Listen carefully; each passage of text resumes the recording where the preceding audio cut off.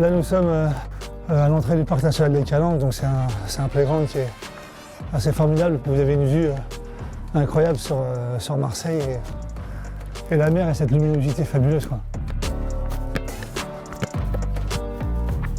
Le basket, comme la cuisine, ça a sauvé un peu ma vie, c'est-à-dire que le sport collectif, moi j'arrive d'Afrique, du Congo, Pointe-Noire, 15 ans en Afrique. Je me retrouve dans une école d'horticulture chez les jésuites à Eni-Palaiso. Donc forcément une rupture culturelle et sociale assez importante. Déjà, quand je disais que j'étais né, que j'avais vécu en Afrique, les gens ne comprenaient pas parce qu'il n'y avait pas la couleur de peau. Et puis après, il y a eu aussi un sentiment où vous êtes en classe, vous êtes plus grand que les autres, donc vous êtes plus bête que les autres. Alors qu'au sport, dès qu'on vous commence à vous demander de jouer au basket, vous apercevez que vous êtes plus grand que les autres.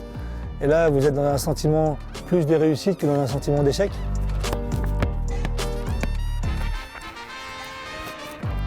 Des amis m'ont dit viens, on va faire des 3-3, on va faire du streetball. Ça a permis de se faire un petit peu, entre guillemets, découvrir. Et là, à l'époque, tout de suite, voilà, je fais les Cadets France. Quelques années après, je me retrouve à Poissy-Chatou. Poissy-Chatou à l'époque de Sylvain Lautier, Thierry Rupert, paix à son âme, qui nous a quittés. Et puis après, je me suis fait prêter mon N1 parce que moi, paradoxalement à eux, moi je faisais de la cuisine et de la pâtisserie. Attends, mettez-vous en place les gars. Normalement. Parfait. Service s'il vous plaît. On connaît le parcours du chef et en plus voilà, le chef il est toujours là, il est toujours avec nous. Si on a un problème, voilà, il essaye de faire comme dans des grosses équipes de sport et tout ça. Il essaye de transmettre ce qu'il a appris au sport, dans la cuisine, dans l'esprit d'équipe du restaurant, de tout ce qu'on fait ici. Aujourd'hui on fait 22, entre moyenne de 22 couverts, 20-22 couverts. On est 27 ici à travailler. Tout le monde prépare le matin les différentes tâches ensemble. Et au fur et à mesure qu'elles se sont faites, elles se réalisent, et elles se dispersent à 2 et à 3. Ça crée évidemment une proximité, mais aussi des passerelles de compétences et de connaissances qui fait que chacun apprend très vite. Voilà, on garde une équipe pendant très longtemps. J'ai des collaborateurs qui sont avec moi depuis 6 ans, 8 ans, donc ça permet de construire des valeurs sûres et de pouvoir avancer de manière sereine. Quand moi je suis venu ici, c'était pour avoir un chef qui ait l'esprit d'un coach. Et voilà, c'est-à-dire que le chef il connaît les points forts, les points faibles de chacun, il fait avec, il manage comme ça et ça c'est le sport, quoi. Moi j'ai fait 15 ans de foot, c'était exactement ça que j'ai ressenti. Pour la table 9 s'il vous plaît. Il faut savoir que parfois on peut être jusqu'à 16 dans un espace de 16 personnes qui travaillent juste là, sans compter les arrières, dans un espace pratiquement de 11 mètres carrés. C'est comme si tu avais une équipe avec tout le monde dans la raquette et qu'il fallait se faire la passe pour pouvoir marquer. Je dirais plutôt tout le monde dans les 3 points, je dirais. Ouais. Allez, c'est ça. Faut coordonner tout le monde.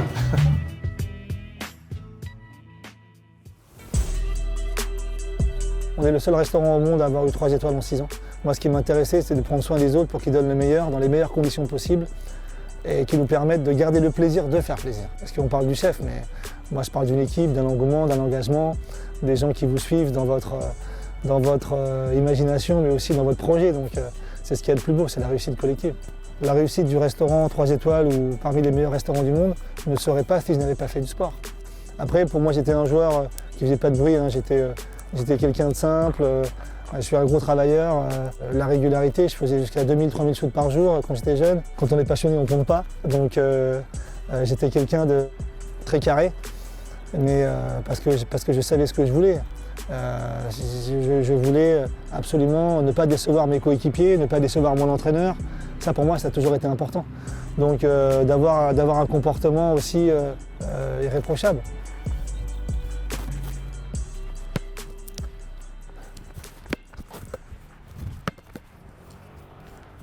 J'ai commencé à Place de la Madeleine chez Fauchon.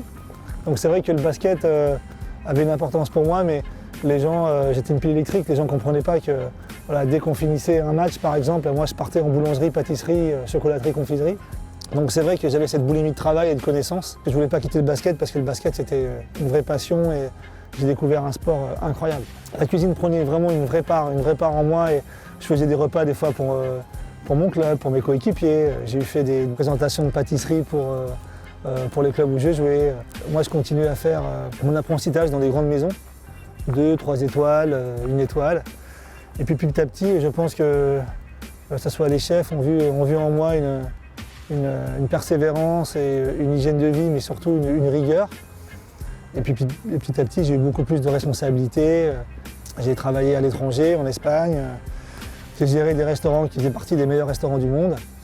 Et puis à la suite de ça, évidemment, j'ai monté mon propre établissement en 2014, le 17 juin 2014. Et maintenant, je vous parle, on a 3 étoiles et on fait partie des meilleurs restaurants du monde.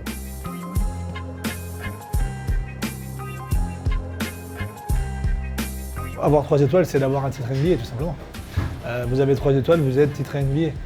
Dans le monde des basketteurs, je pense qu'il y a beaucoup de gens curieux et aussi d'esthètes qui adorent et qui aiment la cuisine. Ils sont toujours admiratifs du parcours, mais au-delà du parcours de ce que l'on propose, parce que pour eux, c'est complètement à l'opposé de ce qu'ils peuvent imaginer.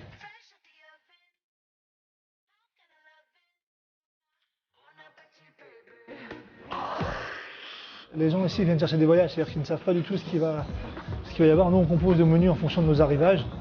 Bon, il y a la colonne vertébrale qui est la torréfaction, les épices et le piment. Énormément de produits marins.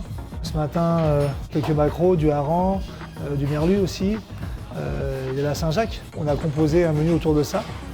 Et en fait, on propose des petits, des moyens ou des longs courriers. C'est vraiment sur mesure parce qu'il suffit que vous n'aimiez pas ou que vous avez une allergie ou une intolérance, nous on s'adapte. On fait que du sur-mesure. On a suffisamment de choses, nous, derrière, pour pouvoir préparer au mieux votre voyage et que vous soyez dans les meilleures conditions possibles. On ressent énormément ce sportif de haut niveau, surtout au niveau de la concentration, dans l'exigence de ce qu'il demande au niveau du service. Et lui associe toujours ce service à un match de basket. En termes de concentration, on est sur des concentrations de 2-3 heures. Il y a vraiment cette réciprocité entre le basket et le service. C'est l'individuel pour l'équipe qui permet vraiment de pouvoir ensuite que chacun se sublime et on arrive à faire ce qu'on arrive à faire quotidiennement.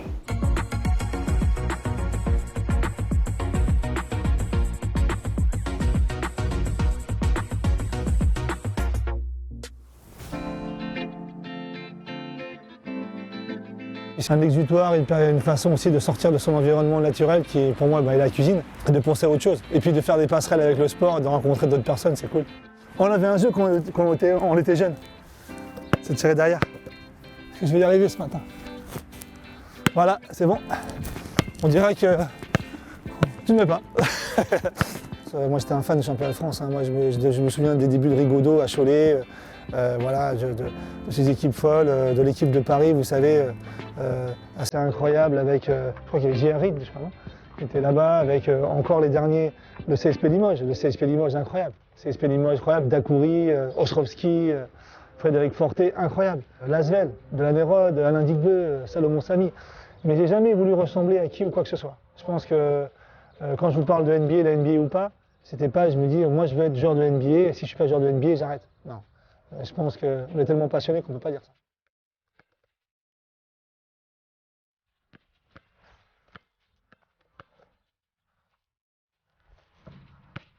Je regarde pas mal l'Euroleague. Moi je suis venu voir Monaco Fos ici parce que Monaco, ici, c'est une équipe d'Euroleague. Je regarde un peu l'Euroleague. Moi mon emploi du temps ne me permet pas forcément de regarder le basket. Je regarde surtout des résumés le soir, à part évidemment l'équipe de France de basket qui pour moi c'est un rendez-vous immuable. Si je peux le faire, je le fais. Sinon, je le regarde dans l'heure ou dans les 2 heures qui suivent le match si j'ai l'occasion de le faire.